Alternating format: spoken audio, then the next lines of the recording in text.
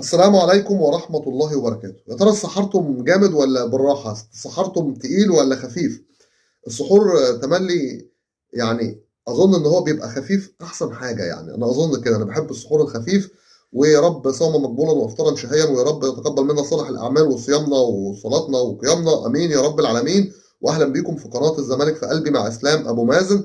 أهلا بكل جمهورنا العزيز، يا رب كلكم تكونوا في أحسن صحة في أحسن حال. النهارده كالمعتاد هنتكلم عن أخبار الزمالك وكل مدار داخل نادي الزمالك. لايكاتكم يا زملكاوية مهمة جدا عشان خاطر الفيديو يوصل لأكبر عدد ممكن من جمهور نادي الزمالك العظيم. فضلا وليس أمرا دوس لايك. نبدأ أخبارنا النهارده.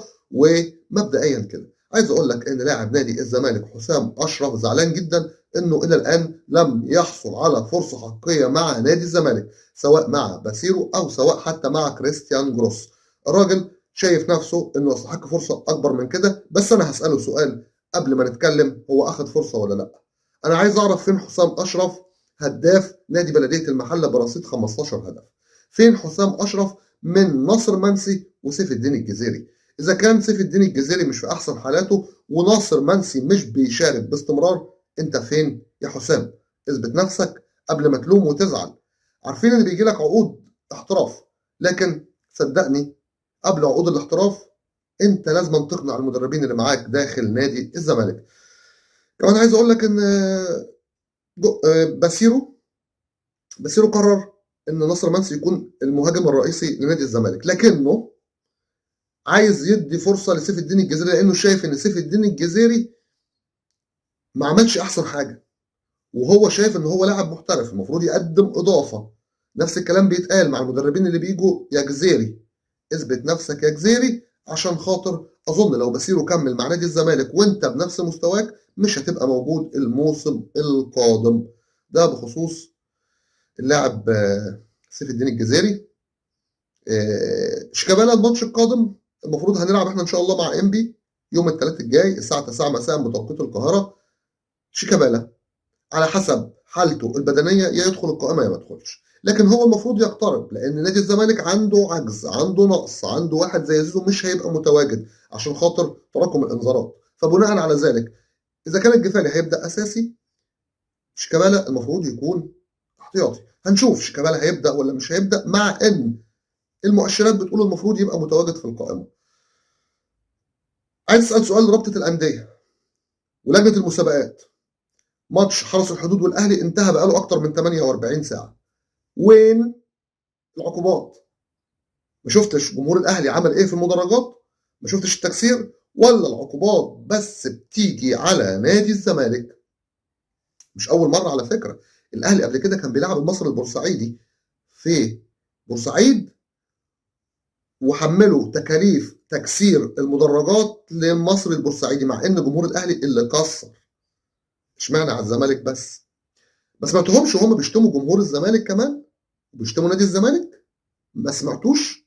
ولا انتوا ما بتسمعوش غير على الزمالك بس؟ مش هتكلم اكتر من كده. دكتور حسام المندوه، قبل ما اكلمك على دكتور حسام المندوه هكلمك سريعا ان نادي الزمالك ما زال بيحاول حاليا مع كريستيان جروس عشان الشرط الجزائي بتاعه. نادي الزمالك عاوز يديله شهر ويبقى او يشيل شهر، هما شهرين ب 190,000 دولار او 170، سوري 170,000 دولار. ال 170,000 دولار الزمالك عاوز يدفع 85 و85 الراجل يشيلهم.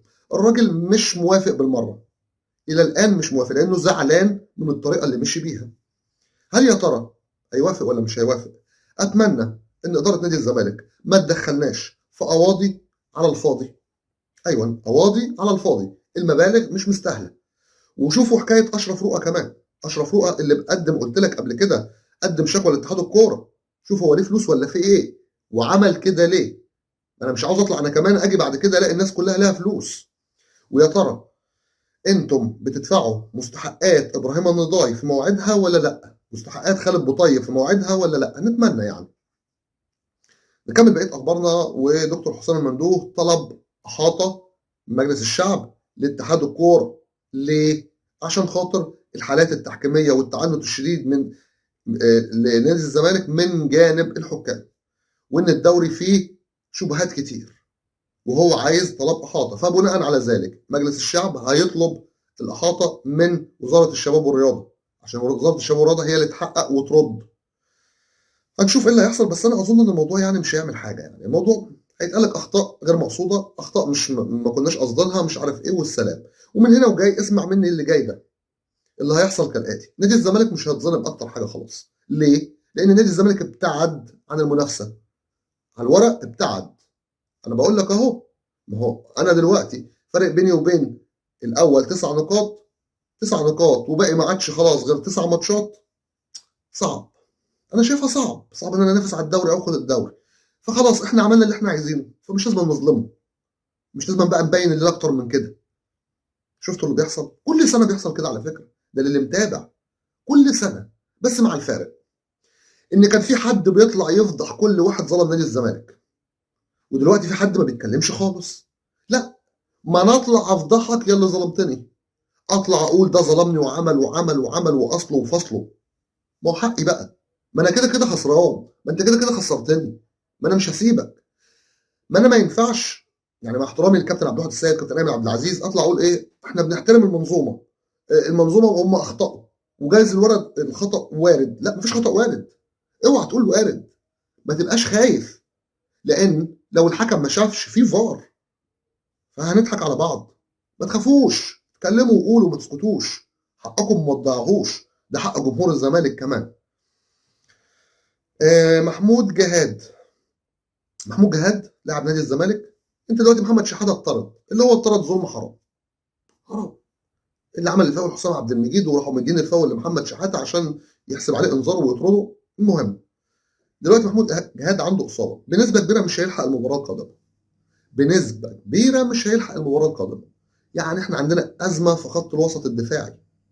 ما انا نبيل عماد دونجا راجع، بس مين بقى اللي هيبقى جنبه؟ مين اللي هيتواجد؟ ولا محمود جهاد موجود، ولا محمد شحاته موجود، وسيف جعفر ما بيشاركش. يبقى يلعب عبد الله السعيد ويرجع يحط ناصر ماهر قدام.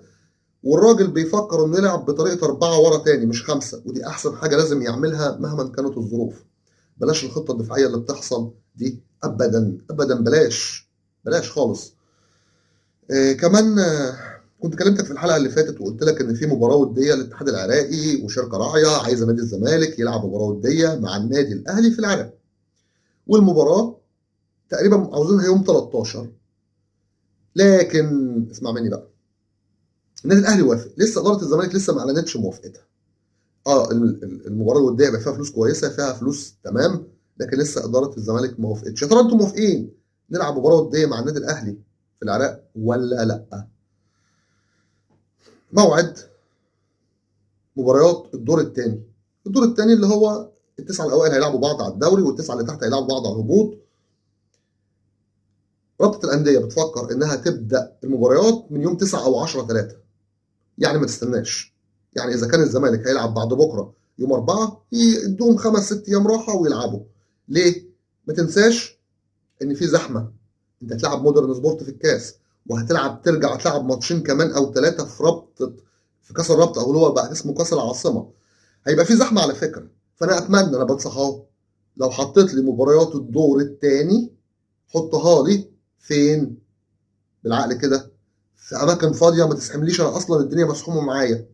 مش بس كده، واللي اهم من ده، لو انا هلعب مع فرق خارج القاهره، لو انا لعبتها خارج القاهره اوعى يحطها لك تاني خارج القاهره. اوعى يحطها لك تاني على ملعبها. يعني المفروض ماتش مثلا انا هلاعب فريق من اسكندريه، ما انا لعبت بره في برج العرب، خلاص ما العبش تاني. هلاعب الاهلي اللي بيلعبوا في القاهره، المباراه تبقى مباراتي مش مباراه الاهلي، لان المباراه اللي فاتت كانت مباراه الاهلي، خليكم فاكرين. هلاعب بيراميدز، اسمع مني. هلاعب بيراميدز. بيراميدز المفروض ان المباراه تقريبا كانت مباراه بيراميدز، يبقى المباراه بتاعتي، يبقى انا اللي حدد، يبقى المباراه ليا، عشان خاطر ما يعملوش شمال ويمين ويضحكوا علينا بحوارات فاضيه وفجاه يخلونا مباراتنا بره ارضنا اكتر من اللي جوه ارضنا. ايه تاني معانا في الاخبار؟ كله بقى طالع، كابتن نادر السيد مش عارف مين طالعين بيتكلموا وبيشتكوا من التحكيم، لكن اللي مزعلني ان مفيش واحد من اداره نادي الزمالك طلع اشتكى. مفيش حد فيهم قال تلت التلاته كام. بس بخصوص تجديد اللاعبين بقى، اسمع الكلام. انت عندك عبد الله السعيد عاوز يجدد، عندك حمزه المسلوسي عاوز يجدد، عندك الونش عاوز يجدد، عندك زيزو عايز يجدد، عندك اكتر من لاعب محتاج ان انت تجدد له عقده. قال لك المفروض بعد مباراه انبي نبدا تجديد اللاعبين. كلام جميل، انت بقالك 90 سنه بتقول لي هجدد لهم. ماشي. اخر كلام بعد انبي، لا رجع قال لك تاني لا ده ممكن بعد التوقف الدولي القادم، اول توقف دولي لمنتخب مصر هنجدد اللاعبين ونبدا المفاوضات. انتوا هتجددوا لهم امتى؟ لما الموسم يخلص وترجع تقول مشي؟ انت اصلا لسه ما فعلتش بند شراء بنتايج، انت مستني بنتايج لما يروح الاهلي. ماليش دعوه بوكيله، وكيله بيقول لك الاهلي ما فوضنيش. مؤسس الاهلي لو بيفاوضوا مش هيتكلم، مش هيقول. ما هوش كلام والسلام، ما هوش كلام والسلام، انا بقول لك ما هوش كلام والسلام. بس بالنسبه للناس اللي قلبها طيب، هو قلبهم طيب، شافوا اشرف بن شرقي طالع مع سيد عبد الحفيظ، وسيد عبد الحفيظ بيساله ويقول له احسن هدف او اغلى هدف انت سجلته؟ قال له في مرماكم. قال له مرمى مين؟ ده انت بقيت معانا. قال له قصدي هدفي كمان في مرمى الترجي مع الزمالك، واغلى بطوله البطوله اللي كسبتها لكم الوداد قصاد الاهلي مش عارف ايه. بس يقول لك شوف بيتكلم ازاي، شوف قلبه علينا ازاي. والراجل ساله قال له انت ليه ما احتفلتش؟ قال له الجمهور، محبه الجمهور صعبه لكن انا اخسر جمهور سهله، فعشان كده انا بحافظ على محبه الجمهور. بص يا اشرف، انا عارف ان اداره نادي الزمالك هي اللي سابتك، وانت حبيت ترد لهم اللي حصل معاك وعاوز تروح الاهلي عشان خاطر اللي عملوه، لكن صدقوني يا جماعه انت في حالك واحنا في حالنا. انت بقيت منافس لينا، انت كل هدف بتدخله في مرمانا او بتكسب بالنادي الاهلي اسمك بتكسب المنافس اللي هو ناديك. فمفيش اي شعور حنين ليك، والله بقولها لك على بلاطه خالص. لو اخويا، اقسم بالله وبقسم، لو هو اللي بيلعب في النادي الاهلي انا مش هيبقى قدامي شعور حنين ليه وهو بيلعب في الاهلي. ده لو ابني بس ابني عمره ما يلعبوا في الاهلي يعني. عشان الزمالك حب في قلبنا هندعم نادي الزمالك، مش هنتخلى ابدا عن نادي الزمالك، ودائما وابدا في ظهر نادي الزمالك الى ان ينتهي بنا العمر. اترككم في رعايه الله وامنه وحفظه، ولكم مني خالص حبي وتقديري واحترامي، وان شاء الله قدم افضل. عشان الزمالك حب في قلبنا، والسلام عليكم ورحمه الله وبركاته. يا احسن واعظم واوفى جمهور في الكون، جمهور نادي الزمالك العظيم، وصوما مقبولا وافطارا شهيا ان شاء الله. والسلام عليكم ورحمه الله.